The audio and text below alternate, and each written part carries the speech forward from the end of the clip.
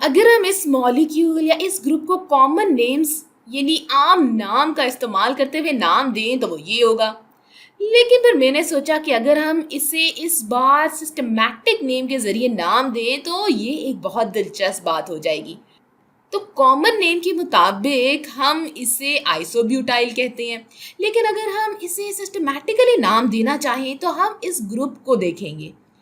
हम वहाँ से शुरुआत करेंगे जहाँ ये असल बैकबोन से जुड़ा हुआ होगा और हम फिर वहाँ से कार्बन की लंबी चेन के बारे में सोचेंगे।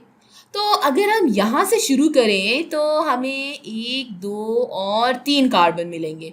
तो अगर हम 3 कार्बन की बात कर रहे हैं तो ये प्रोपाइल ग्रुप होगा और हम इसे 1, 2 और 3 नंबर देंगे।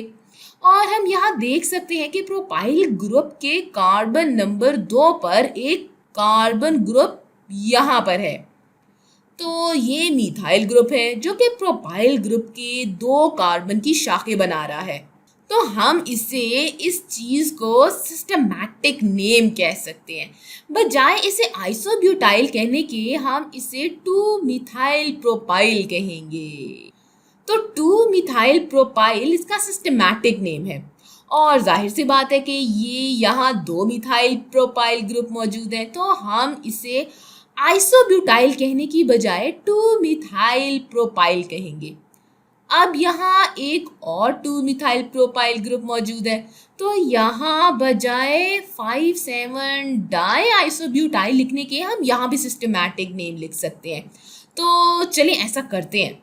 अच्छा, अभी भी यहाँ हमारे पास कार्बन 5 और कार्बन 7 पर कुछ चीज़ें मौजूद हैं, तो हम लिखेंगे 5,7। यहाँ हमारे पास ये 2 हैं, लेकिन हम सिस्टमैटिक नेम का इस्तेमाल कर रहे हैं, तो इसका इस्तेमाल करते वक्त हम बाय नहीं लिखते, बल्कि इसकी बजाय हम लिख सकते हैं बिस।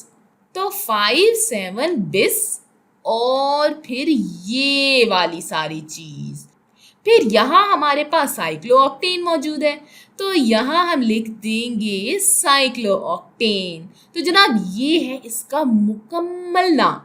1,4 डाइसाइक्लोब्यूटाइल, 2 साइक्लोप्रोपाइल, 5,7 बिस 2 मिथाइल प्रोपाइल साइक्लोऑक्टेन।